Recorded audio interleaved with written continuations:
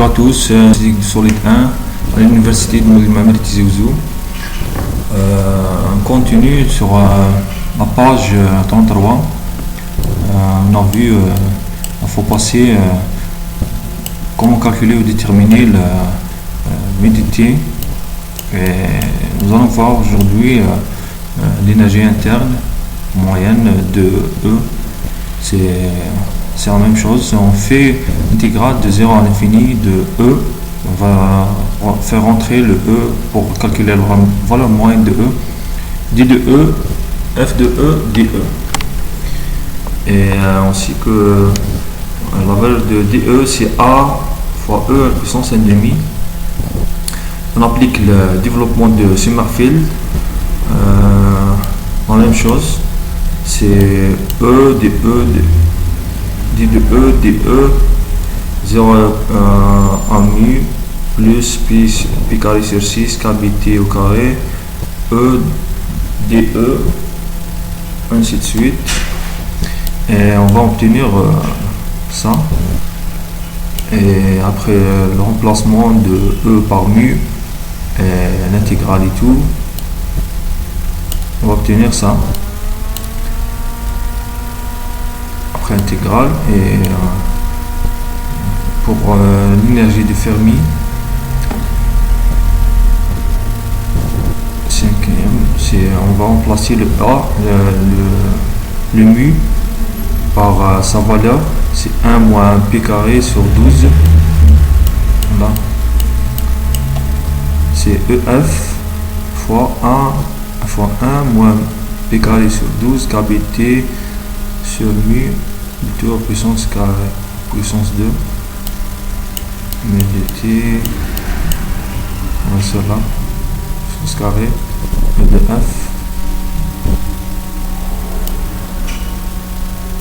On va voir ça, humidité, c'est, on constate que c'est ça.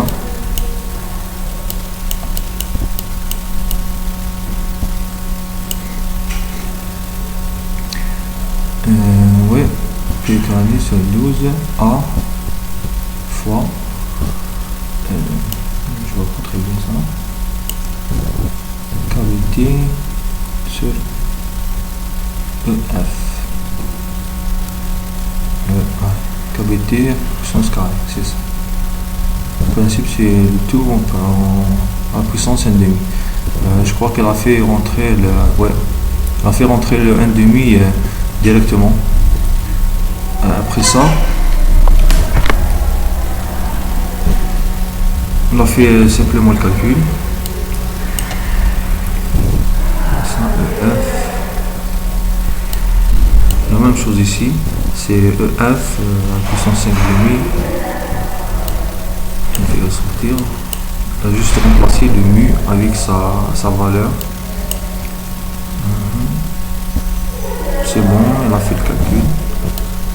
Et je vous dis que, sachant que E0 c'est l'intégrale de 0 EF de 1 qui est égal à 2 sur 5 A EF. Ça veut dire que je vous dis que ça c'est E0. E0. Et là il n'y a pas. E0. On va voir dans la prochaine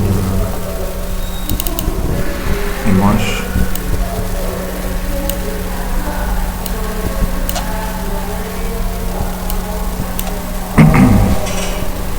C'est ça.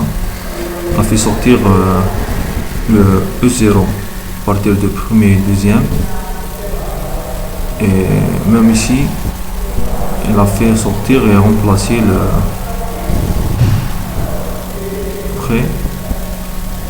ça c'est 2 là, c'est 5 sur 2 puis ça elle a multiplié par 3 et ça par 3 pour qu'il puisse, ça c'est 15 plus 5 c'est 20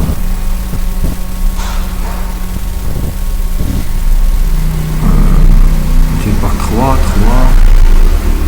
garder la même valeur de total. Et on va multiplier et diviser par 3. Ça veut dire ça, c'est 15 moins 5. C'est 10. 10 sur 24. On va simplifier par 2. Ça veut dire que c'est 5 sur 12. Ça, c'est ça l'écriture finale de E. Et après ça, on va trouver que CV avec gamma. Ok.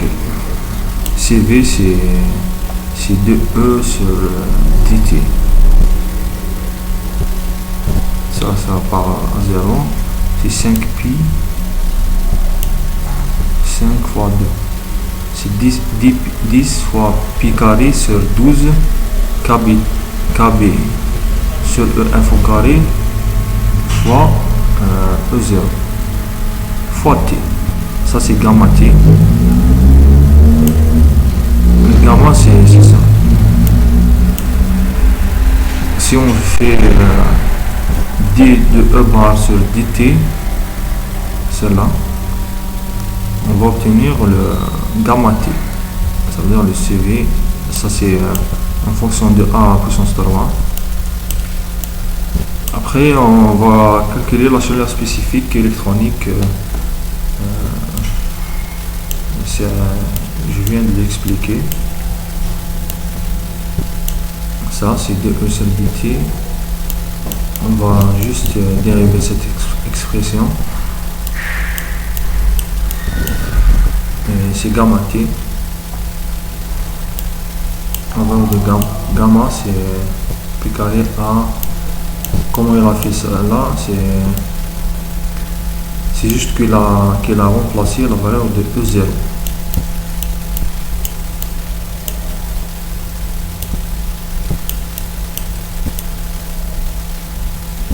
Sur 5 A. Et elle vous a dit que au début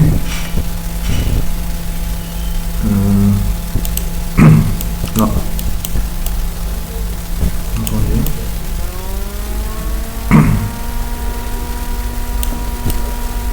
il va aller pour voir le 34.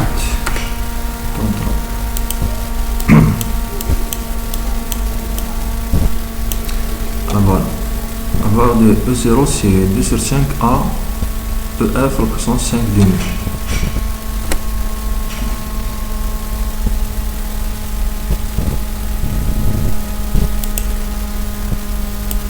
Après ça, on va juste remplacer E0 par 2 sur 5 A énergie de Fermi à puissance 5 demi. Et elle a obtenu la valeur finale de gamma en fonction de EF. Il vous dit que A c'est V sur 2pi carré, deuxième c'est H bar carré puissance 3 demi.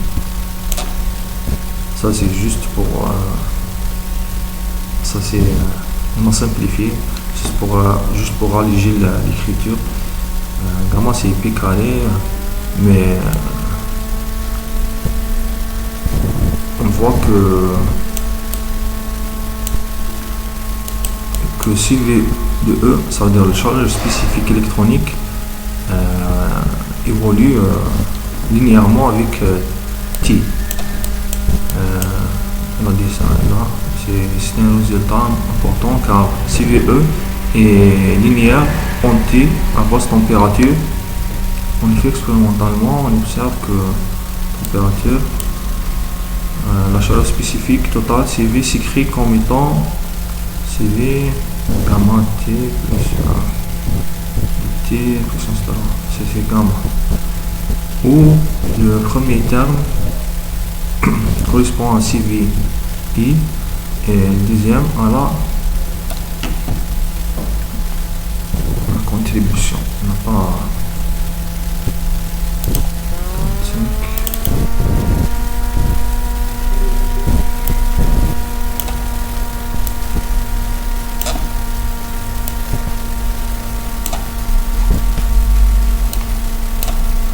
démonstration, il s'agit ici de montrer que la fonction de bloc, démonstration,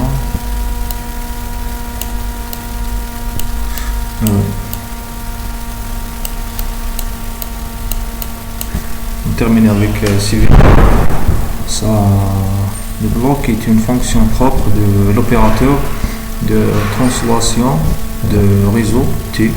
Ça c'est l'opérateur de translation. Ensuite, de montrer que T est l'hamiltonien H commute. Pour un réseau monodimensionnel de 1 site de période A, l'hamiltonien H s'écrit H, il va dans l'expression de H et condition de bloc périodique, c'est Vx plus A est égal à Vx. Pour d'abord que psi de R de R, psi k de R est une fonction propre de l'opérateur T. On applique l'opérateur translation sur psi k de x, on obtient lambda. Après, d'autre côté, c'est x plus a, c'est psi k x plus a. Ça veut dire qu'il fait translater le psi k de x à la position x plus a. Et on va détailler psi k de x plus a, c'est e du k x plus a exponentielle ik x plus a. Et pour la première, c'est pour les conditions de bloc, u du k de x plus a, c'est la même que uk de x. Et on sépare ça, le a et le x. Et on voit que ça, c'est psi k de x. C'est ça. Et il va rester une exponentielle ik. On place le k par sa valeur depuis n sur a. Le a se simplifie a. Et il reste i depuis n. Et exponentielle i depuis n, c'est 1. On va obtenir psi k de x. Ça veut dire que le lambda, si on applique lambda, c'est 1. Si on applique l'opérateur de translation n fois, on va obtenir toujours 1. Mais à vrai dire, c'est lambda à la puissance 1 qui est égal à 1. Ça veut dire que lambda, c'est cette exponentielle sur n. Ça veut dire sur la racine n-ième. Ça veut dire que c'est 1 sur grand N. Et maintenant, prouvons que T et H commutent la même chose. On va appliquer le vecteur translation, l'opérateur de translation sur H psi. Et on va trouver à la fin que H et le vecteur de translation, c'est la même chose. On va trouver ça. Après calcul, je vous laisse ça, on démarre par là. On va appliquer l'hamiltonien sur psi et il va appliquer l'opérateur de translation sur l'hamiltonien. On peut faire autre chose, c'est lambda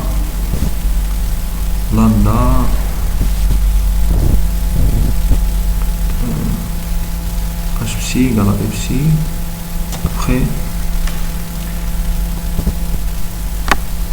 je vous laisse de faire le calcul. C'est comme on a fait là, c'est l'appliquer l'opérateur de translation sur h et après il va l'appliquer sur psi et à la fin on voit que c'est la même chose que d'appliquer h. Ça veut dire on va faire ça, et après on va faire l'autre partie. On va appliquer le H sur T, le T sur Psi, et après on va appliquer le H sur le tout. On va voir que c'est la même chose. Le principe c'est ça, et merci pour votre attention, et à la prochaine vidéo, Inch'Allah.